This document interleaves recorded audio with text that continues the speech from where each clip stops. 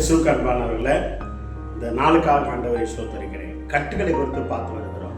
இந்த நாளில் லூக்கா 13ஆம் அதிகாரம் 16வது வசனம் வாசிக்கிறோம்.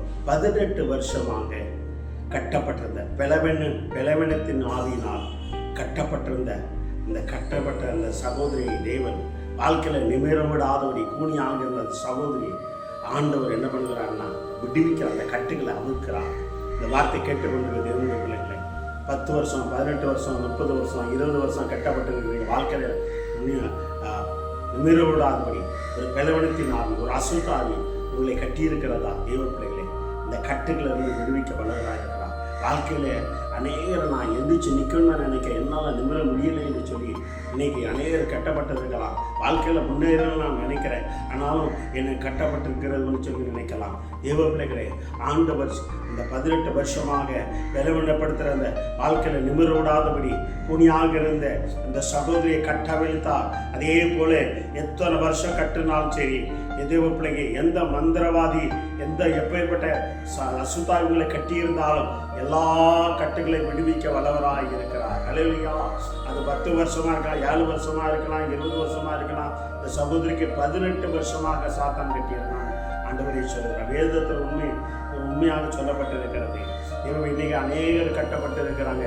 ஐயா, என் வாழ்க்கையில் முன்னேற முடியலையே, பிசாசினால் போராட்டப்பட்டு கட்டப்பட்டிருக்கிறேனே என்று சொல்லி கலங்கி கொண்டு இருக்கலாம். தெய்வ பிள்ளைங்க, வாழ்க்கையிலே உன்னை கட்டி இருக்கிற கட்டுகளை இருந்து ஆண்டவர் விடுதலை கொடுக்கிறார். இந்த 18 வருஷமாக கட்டப்பட்டிருந்த அந்த சகோதரிக்கு தேவன் அவர் கட்டுகளை அவிழ்த்து வாழ்க்கையில நிமிர்ந்து நிற்கும்படியாக ஆண்டவர் செய்தது போல இன்னைக்கு உங்களுடைய வாழ்க்கையில அப்பேற்பட்ட அதிசயங்கள் அற்புதங்கள் செய்தார். தேவ பிள்ளைங்க, இயேசுவே, நான் கட்டப்பட்டிருக்கிறேன், என்னை கட்டவிழ்க்க விடுவி என்று சொல்லிட்டேன்.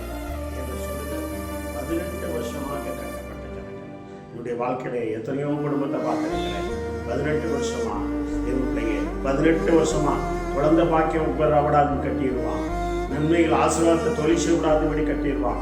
எத்தனையோ குடும்பத்தை பார்த்துருக்கிறோம். எத்தனையோ குடும்பத்தில் ஆண்டவர் எங்களை கொண்டு அந்த கட்டுகளை அவிழ்த்து இருக்கிறார். கட்டுகளை அவிழ்க்கிறவர் ஆண்டவராக இயேசு கிறிஸ்து. பிள்ளைங்க பிளவெனத்தினால் வாழ்க்கையை நிமிர விடாதபடியே இருந்த அந்த 18 வருஷமா கட்டியிருந்த அந்த சகோதரியை கட்டுகளை தேவன் அவிழ்த்து விட்டார். வேத வசனம் சொல்கிறது, விசுவாசங்களை கட்டியிருந்தான். விசுவாசம் எப்படி கட்டுவான்? மந்திரவாதி மூலமாக, மனுஷன் மூலமாக தான் கட்டுவான். ஆனா எல்லா கட்டுகளையும் உடைக்க வல்லவர் ஆண்டவராகிய இயேசு கிறிஸ்து. அல்லேலூயா. வார்த்தை கேட்டுக்கொண்டிருக்க சகோதரனே, நீங்க யாராக இருக்கலாம், இயேசு நோக்கி, ஆண்டவரே, நான் 18 வருஷமா கட்டப்பட்டிருக்கிறேன். நான் பிரியாசப்படக்கூடாதபடி, என் தொழில் ஆசீர்வதிக்கப்படாதபடி, என் குடும்பம் ஆசீர்வதிக்கப்படாதபடி, குடும்பத்தில் நன்மை பெறவிடாதபடி, கற்பத்தில் கனி வரவிடாதபடி என்னை கட்டி இருக்கிறது. ஆண்டவரே, வாழ்க்கையில நிமிர்ந்து நடக்கூடாதபடி கட்டி இருக்கிறது. நான் கட்டப்பட்டவன், நான் காணப்படுகிறேன். இத்தனை வருஷம் ஆச்சுன்னு சொல்லி கொண்டிருக்கிற தேவ பிள்ளைங்க, இன்னைக்கு தேவன் உங்களை கட்டையில் அவிழ்க்கிறான்.